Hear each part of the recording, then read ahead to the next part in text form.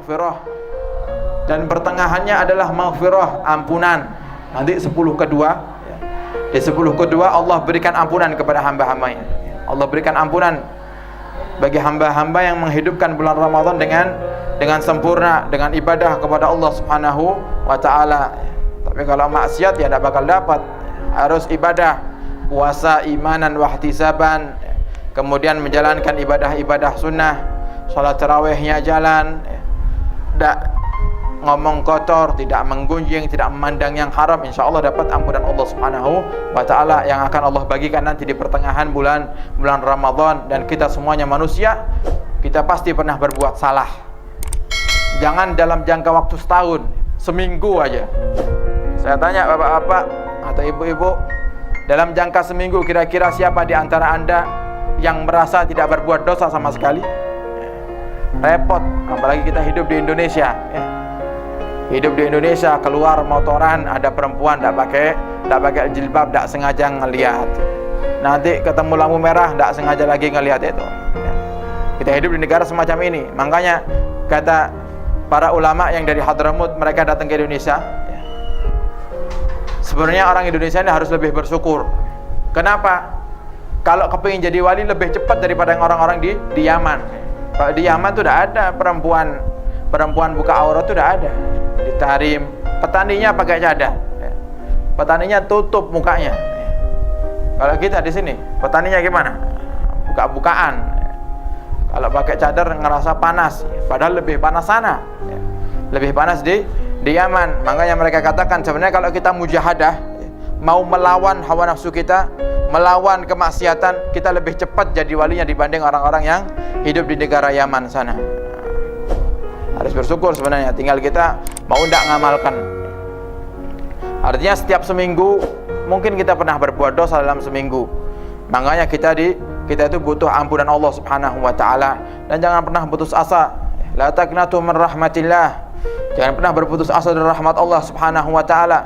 Innallaha yaghfiru dzunuba jami'a. Allah itu bakal ngampuni dosa kita semuanya. Dosa apapun itu. Dosa sebesar apapun, kalau kita tobat kepada Allah benar-benar, Allah bakal ampuni dosa kita. Seperti kisahnya Wahsy yang membunuh paman Rasulullah yang bernama Sayyidina Hamzah. Betapa besarnya dosanya, bunuh paman tercintanya Rasulullah. Setelah dibunuh, ditombak. Sayyidina Hamzah itu terkenal singa, orang yang hebat dalam berperang. Sayyidina Hamzah termasuk orang-orang yang hebat dalam berperang. Ada Sayyidina Hamzah, ada Khalid bin Walid, kemudian ada Sayyidina Umar, termasuk orang-orang hebat dalam berperang. Sayyidina Ali bin Abi Thalib, itu orang-orang hebat dalam berperang. Sayyidina Hamzah pun bisa melawan 1 lawan 3, itu adalah hal mudah bagi Sayyidina Hamzah. Wahsy ini diperintahkan untuk balas dendam. Intinya membuat Rasulullah sedih, sehingga dicari cara, ternyata Rasulullah sangat cinta dengan pamannya Sayyidina Hamzah ini. Sudah bunuh aja Sayyidina Hamzah. Dibunuh. Takut Wahsy bunuh Sayyidina Hamzah ini, takut. Kenapa? Karena Sayyidina Hamzah orang hebat, bukan orang yang tidak bisa berperang. Ketika dalam peperangan, Sayyidina Hamzah dalam keadaan membelakangi Wahsy. Wahsy sudah ngincar dari tadi ini. Ditunggu saat Sayyidina Hamzah membelakangi Wahsy. Ketika benar-benar Sayyidina Hamzah membelakangi Wahsy, sibuk dengan membunuh musuh Allah yang lainnya, Wahsy lemparkan tombaknya. Wahsy adalah seorang budak yang punya badan yang kekar, besar, hitam, orangnya dia tegas, menakutkan, besar saking gedenya Wahsy, dan paling ahli dalam menombak dan memanah. Sampai dikatakan mungkin ketika menombak selama dia hidup paling sekali 2 kali aja luputnya, semuanya pasti kena sasaran. Sehingga ditombak Sayyidina Hamzah, tombak masuk ke bagian punggung Sayyidina Hamzah, tembus di bagian pahanya. Saking kerasnya tombakan Wahsy, sampai tembus dari punggung Sayyidina Hamzah, tembus ke paha Sayyidina Hamzah.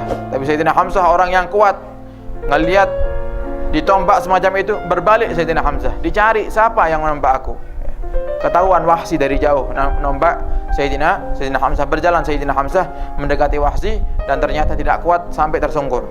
Terjatuh Sayyidina Hamzah. Ketika Sayyidina Hamzah terjatuh, datang Wahsy menghampiri Sayyidina Hamzah, dirobek dadanya, diambil hatinya, dirusak mukanya. dipotong hidungnya, dirusak mukanya, dirusak bibirnya. Sehingga ketika Rasulullah melihat keadaan Sayyidina Hamzah, Rasulullah menangis dan Rasulullah katakan, sungguh moral bangsa Arab telah hilang. Moral bangsa Arab telah hilang. Orang yang sudah tidak mampu, dalam keadaan terkapar, masih dirobek dadanya, diambil hatinya, dirusak mukanya. Sedih sekali Rasulullah SAW.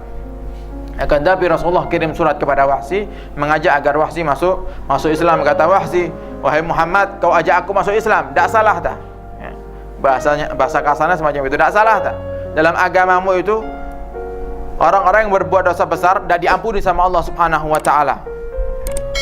Sedangkan aku telah lakukan semua dosa besar, zina, minum minuman keras, bahkan bunuh orang, dan aku musyrik, tidak beriman kepada Allah Subhanahu wa Ta'ala. Semuanya dosa besar wahai Muhammad.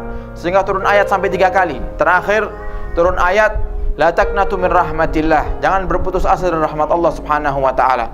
Innallaha yaghfirud dzunuba jami'ah. Sehingga ketika Wahsy mendengar ayat ini, Wahsy katakan, kalau begitu aku mau masuk Islam, karena Allah janjikan Allah akan ampuni semua dosa. Sehingga Wahsy pun mengatakan kalimat syahadatain, masuk Islam, dan Islamnya pun menjadi baik. Islamnya menjadi baik. Akan tapi Rasulullah meminta kepada Wahsy untuk tidak menemui Rasulullah sallallahu alaihi wasallam. Bukan Rasulullah sombong, tidak. Kenapa? Kalau lihat Wahsy, Rasulullah itu nangis. Kalau setiap lihat Wahsy pasti nangis, ingat pamannya Sayyidina Hamzah.